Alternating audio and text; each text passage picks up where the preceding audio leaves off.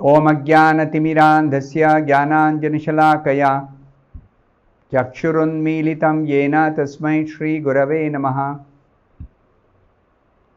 Nama Om Vishnupadaya Krishna Presthaya Bhutale Srimate Bhaktivedanta Swamin Niti Namine Namaste Saraswate Deve Gauravani Pracharine Nirvishesha Shunyavadi Paschatya Deshatarine Jai Shri Krishna Chaitanya Prabhu Nityananda Shri Advaita Gadadhara Srivasadi Gaura Bhakta Vrinda Hare Krishna Krishna Krishna Hare Hare Hare Rama Rama Rama Hare Hare Om Namo Bhagavate Vasudevaya Narayanam Namaskritya Naram Chaiva Narottamam Devim Saraswatim Vyasam Tato Jayam Mudirayet.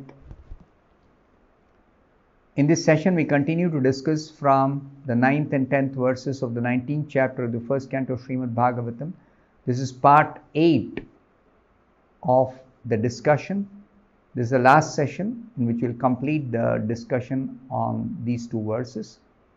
So we are discussing different sages who appeared there. Srila Prabhupada has given a brief biography of these sages. So the next sage, Medatithi, an old sage of yore, an assembly member of the heavenly king Indradeva. These devatas, they are always guided by great saintly persons. This is the system. Any ruler, any king, any responsible person in the administration is always guided by learned sages who never occupy the post of ruling or controlling or doing administration, but are well versed in the science. So they give advice, they instruct, they guide, but they never accept any salary, they never take any remuneration, they don't expect any material benefit out of that. They're doing it as a seva, as a service. So this Medatithi was an assembly member of the heavenly king Indradeva. His son was Kanva Muni, another great sage. This Kanva Muni brought up Shakuntala in the forest, and Shakuntala was left behind by Menaka.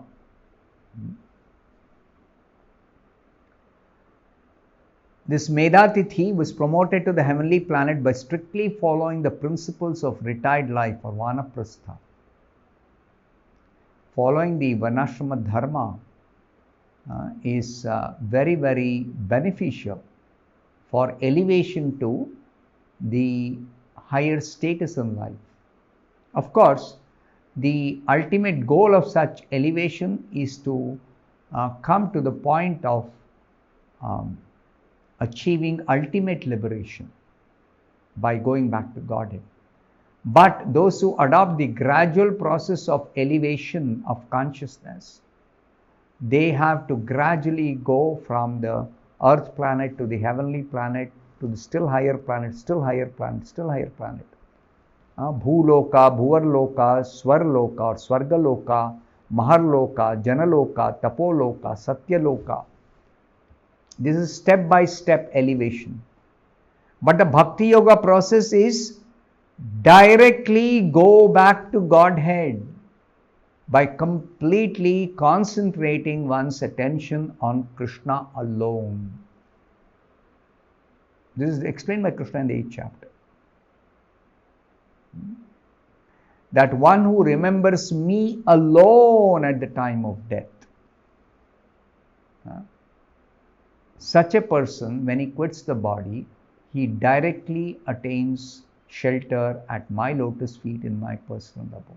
He is directly transferred to Krishna's personal abode.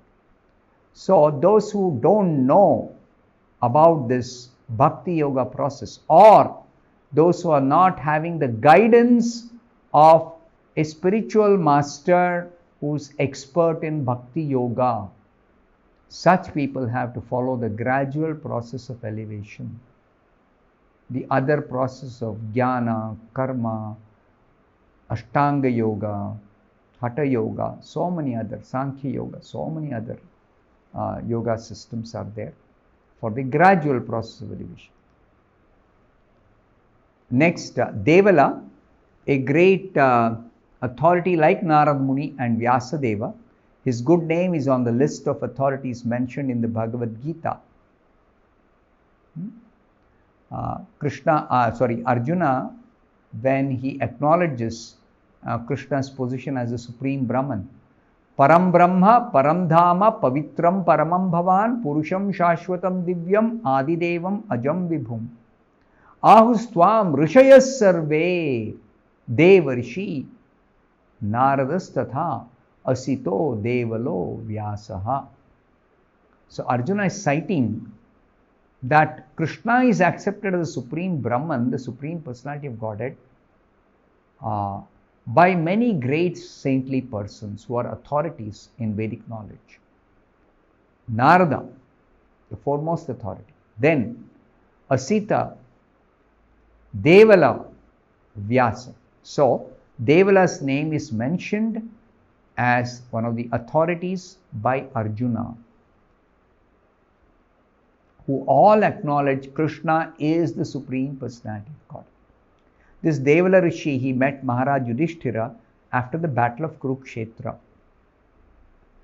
And this Devala Rishi was the elder brother of Dhaumya, the priest of the Pandava family.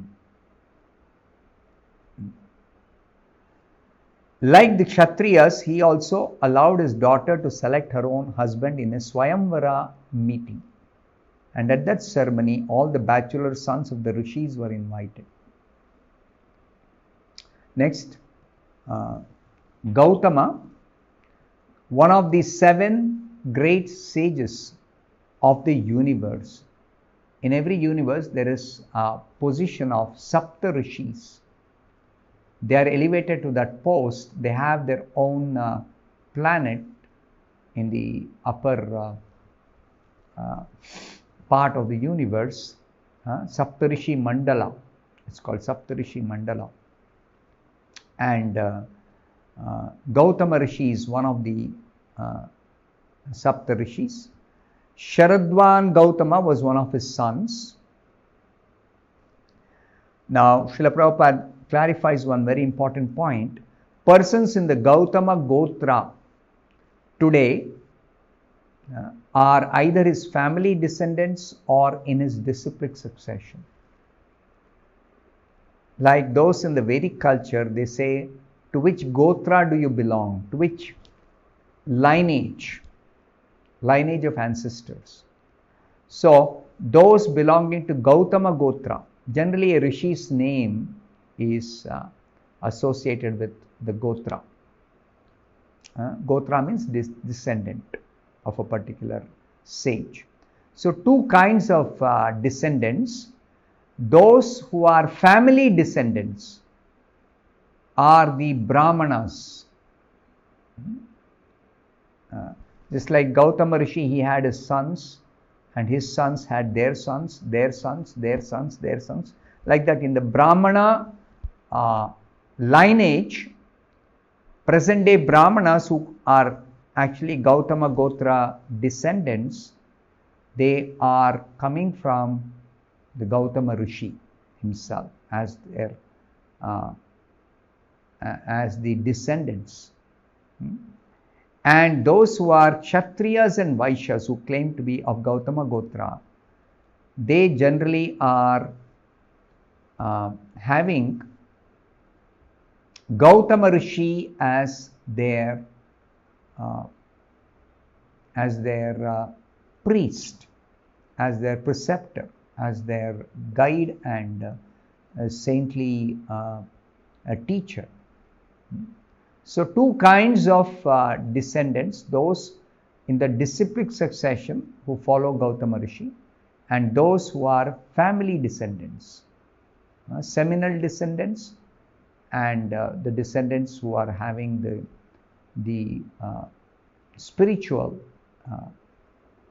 guidance given by Gautama Rishi. Gautama Rishi was the husband of the famous Ahalya. Ahalya is a personality who was delivered by Rama, Lord Ramachandra. So it described here that Ahalya turned into a stone when Indradeva, the king of heaven, molested her. You see, among the devatas there is always this enviousness, because there's so much material desires for enjoyment that sometimes they become envious.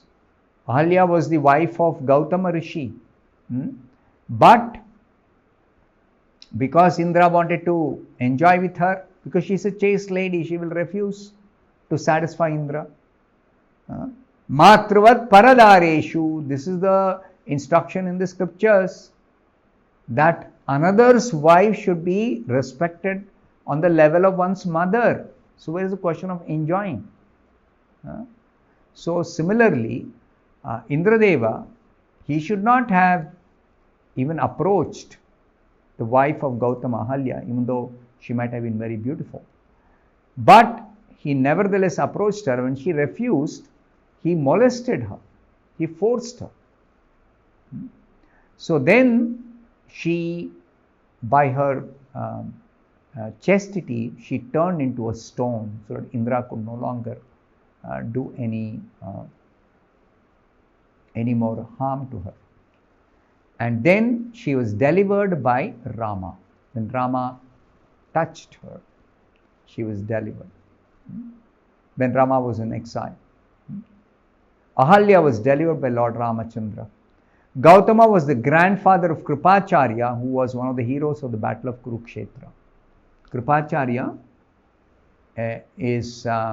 was fighting on the side of the Kauravas, but Kripacharya was the brother-in-law of Dronacharya. Kripacharya's twin sister married Dronacharya. So Dronacharya's wife's brother is Kripacharya. So Kripacharya did not die in the battle of Kurukshetra, even though he was fighting on the side of Kauravas. So later on, Kripacharya actually became the guide for Yudhishthira. There was no enmity as such. When they would fight on one side or the other side, there was no enmity actually. So Kripacharya agreed to become because he was very learned sage, so he became the guide for for Yudhishthira after Yudhishthira was coronated as the emperor of the world after the battle of Kurukshetra. So Kripacharya's illustrious lineage is Kripacharya's grandfather was Gautama Rishi, the great Gautama Rishi. Then the last sage being described here is Maitreya Rishi, a great Rishi of yore. He was the spiritual master of Vidura.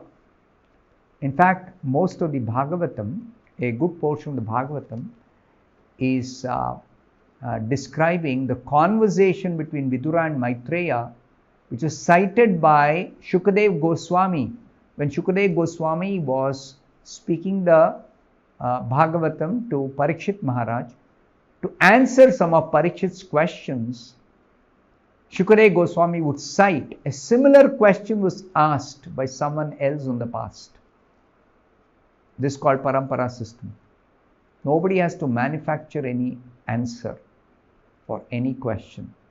The entire body of spiritual knowledge is descending from Krishna. Krishna first instructed Brahma, Brahma instructed Narada, Narada instructed Vyasa, Vyasa instructed Shukadev Goswami and other personalities. So, Vidura inquired from Maitreya Rishi when on pilgrimage. He met Maitreya Rishi in Badrikashram, and he inquired from Maitreya Rishi. Of course, Vidura himself is enlightened and learned, pure devotee, Mahabhagavata. He is one of the Mahajanas. But in order to teach us how we have to make inquiries from the right authority, from the right source. We had to acquire this knowledge of the self, Brahma Vidya. You cannot study Brahma Vidya or become knowledgeable in the Brahma Vidya simply by studying books, simply by doing some meditation and all that. You have to hear from a self-realized soul. That's the only way, and there is no other way. There is no substitute for that. So, Vidura heard from Maitreya, who was self-realized. And that conversation is elaborately described in the later cantos of the Bhagavatam. So, Maitreya Rishi is famous as the one who instructed Vidura in this spiritual subject matter, Brahma Vidya. Maitreya advised Dhritarashtra to keep good relations with the Pandavas. When Dhritarashtra was plotting and planning to kill the Pandavas. Actually, Dhritarashtra was not planning to kill the Pandavas. It was Duryodhana wanted to kill the Pandavas. So Dhritarashtra, instead of stopping his sons from attempting to kill the Pandavas, he supported his sons. That is when the others intervened, like Maitreya Rishi. He advised Dhritarashtra not to ill-treat the Pandavas, because Dhritarashtra was the caretaker. So not to ill-treat his brother's sons, his nephews, but rather to keep good relations. Duryodhana disagreed, and thus Maitreya Rishi cursed Duryodhana. You see, Maitreya also met Vyasadeva and had religious discourses with Vyasadeva. So that's the end of this purport, and we stop here. Thank you very much. Hare Krishna.